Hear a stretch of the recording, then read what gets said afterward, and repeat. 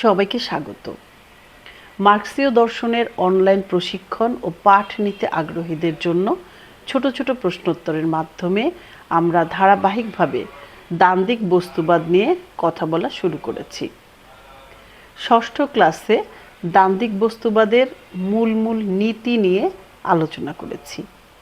আজ সপ্তম ক্লাসে দ্বান্দ্বিক বস্তুবাদের নিয়ম নিয়ে আলোচনা শুরু করব এবং কয়েকটি ক্লাসের মাধ্যমে আমরা দ্বান্দ্বিক বস্তুবাদের নিয়ম বিষয়ক আলোচনা শেষ করব। তাহলে চলুন শুরু করা যাক। প্রথমেই দেখি নিয়ম কি। নিয়ম হলো প্রকৃতি, সমাজ বা চিন্তার মধ্যে বিদ্যমান স্থায়ী সম্পর্ক বা ধারা, যা সব সময় একইভাবে কাজ করে। সুতরাং কোনো ঘটনার স্থায়ী, অপরিহার্য ও সাধারণ বৈশিষ্ট্য বা সম্পর্ক যা মানুষের ইচ্ছের উপর নির্ভর করে না এবং যা বারবার একইভাবে দেখা যায় তাকে নিয়ম বলে। যেমন প্রকৃতির নিয়মে আমরা কি দেখি? সূর্য পূর্ব দিকে ওঠে, আগুনে হাত দিলে হাত পোড়ে।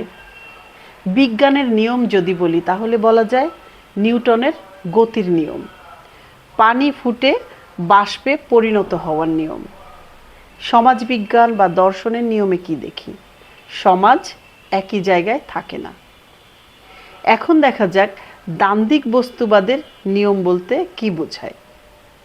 দ্বান্দ্বিক বস্তুবাদের নিয়ম হলো মার্ক্সীয় দর্শনের মৌলিক ভিত্তি, যা প্রকৃতি, সমাজ ও চিন্তার বিকাশের অভ্যন্তরীণ গতি ও বিরোধকে ব্যাখ্যা করে। দ্বান্দ্বিক বস্তুবাদের নিয়ম বাস্তব জগতের সব দিক নিয়ে সর্বত্রই ক্রিয়াশীল। এখন প্রশ্ন হচ্ছে, দ্বান্দ্বিক বস্তুবাদের কয়টি নিয়ম আছে? দ্বান্দ্বিক বস্তুবাদের 3টি নিয়ম আছে। 1. বিপরীতের ঐক্য ও বিরোধের নিয়ম। 2. পরিমাণের গুণে রূপান্তরের নিয়ম। 3. নিরাকরণের নিরাকরণ বা নেগেশন অফ নেগেশন সংক্রান্ত নিয়ম। দ্বান্দ্বিক বস্তুবাদের এই 3টি নিয়ম প্রকৃতি, সমাজ ও চিন্তার বিকাশের অভ্যন্তরীণ সর্বজনীন সূত্র।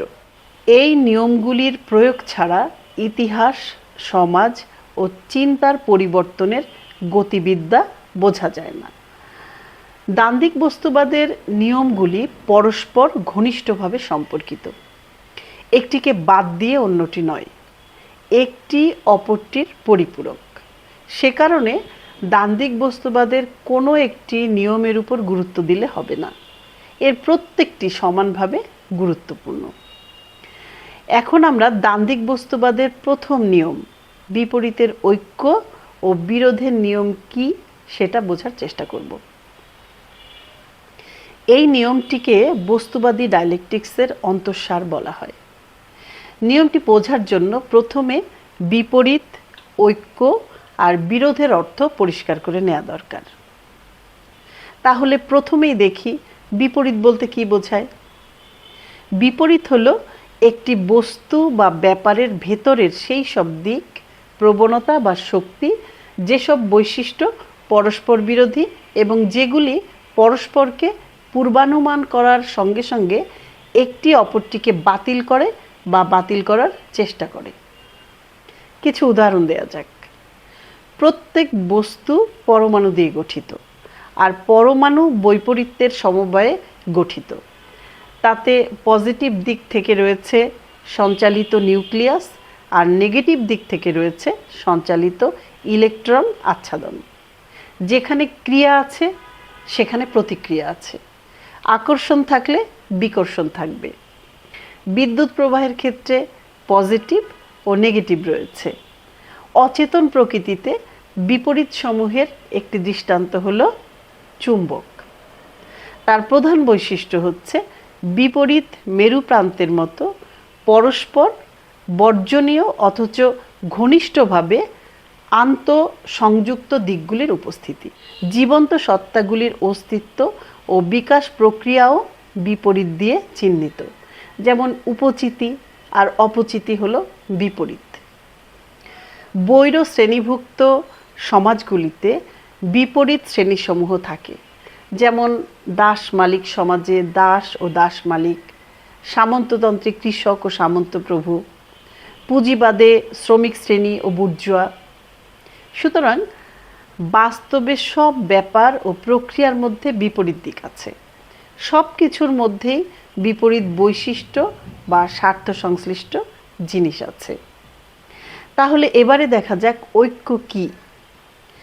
এতক্ষণের আলোচনায় আমরা দেখলাম বাস্তবে সব কিছুর মধ্যে বিপরীত জিনিস থাকে, কিন্তু এই বিপরীতগুলি একই সাথে ঐক্যের মধ্যেও থাকে। বিপরীতের এই ঐক্য বলতে বোঝায় যে সেগুলি একটি অপরটিকে ছাড়া থাকতে পারে না এবং তারা পরস্পর নির্ভরশীল। তাদের ঐক্যের আরেকটি প্রকাশ হচ্ছে নির্দিষ্ট অবস্থায় সেগুলি সমভার হয়ে যায়। এবারে তাহলে প্রশ্ন হচ্ছে বিরোধ কি? ঐক্যের মধ্যে থাকা সত্ত্বেও বস্তু বা ব্যাপারসমূহ শান্তভাবে মিলেমিশে থাকতে পারে না, একমাত্র এ কারণে যে তারা বিপরীতমুখী। এখান থেকেই দেখা দেয় পরস্পর বিরোধী শক্তির মধ্যে সংগ্রাম, তাদের মধ্যে বিরোধ। এই বিরোধিতার মধ্য দিয়ে তারা একে অপরকে পারস্পরিকভাবে নাকচ করে বা নাকচ করার চেষ্টা করে। বিপরীতগুলির ঐক্য যেখানে আপেক্ষিক, সেখানে তাদের বিরোধ, সংগ্রাম, গতি ও বিকাশের মতোই অনাপেক্ষিক এবং স্থায়ী। সমাজে বিপরীত সমূহের সংগ্রাম শ্রেণী সংগ্রামের রূপ ধারণ করে, আর প্রকৃতিতে এই সংগ্রাম রূপ নেয় মিথস্ক্রিয়ায়, অর্থাৎ পারস্পরিক ক্রিয়া প্রতিক্রিয়ায়, আকর্ষণ বিকর্ষণ ইত্যাদিতে। তাহলে বিপরীত, ঐক্য ও বিরোধের আলোচনা থেকে দেখা যাচ্ছে বস্তু ও ব্যাপার সমূহের মধ্যে সবসময়ই বিপরীত বৈশিষ্ট্য সম্পন্ন জিনিস থাকে। এই বিপরীতগুলি থাকে ঐক্যের মধ্যে, আবার এই ঐক্যের মধ্যে থাকার সাথে সাথে সেগুলি পারস্পরিক বিরোধ ও সংগ্রামের মধ্যে থাকে। এই ঐক্য ও বিরোধী অর্থাৎ এই অসঙ্গতি হলো দ্বন্দ্ব বা কন্ট্রাডিকশন। তাহলে দেখা যাচ্ছে দ্বন্দ্ব সর্বজনীন। দ্বন্দ্ব শুধু সর্বজনীন নয়, দ্বন্দ্বের বিশিষ্টতাও বিদ্যমান থাকে। প্রত্যেক দ্বন্দ্বই নিজস্ব বিশেষ বৈশিষ্ট্য ধারণ করে।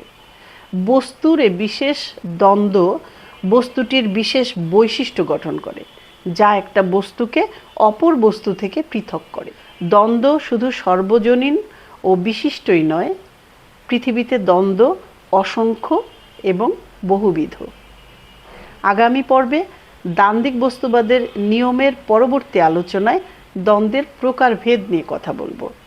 আশা রাখি মার্ক্সীয় দর্শন দ্বান্দ্বিক বস্তুবাদের এই ধারাবাহিক অনলাইন প্রশিক্ষণ ও পাঠ প্রক্রিয়ায় আমাদের সাথেই থাকবেন।